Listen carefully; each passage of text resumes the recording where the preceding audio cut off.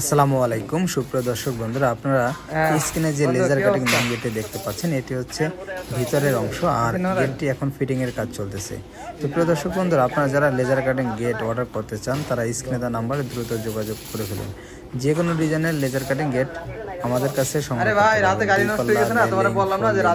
আর এই গেটটিতে 5 মিলি laser cutting এর ব্যবহার করা হয়েছে এবং যে কালো ফ্রেমগুলো দেখতে পাচ্ছেন, এই কালো ফ্রেমগুলা 1.5 ইঞ্চি বাই 3 ইঞ্চি 14 গজের মাল ব্যবহার করা হয়েছে। আপনারা চাইলে 3 মিলি, 4 মিলি, 5 মিলি, 6 মিলি দিয়ে করতে পারবেন।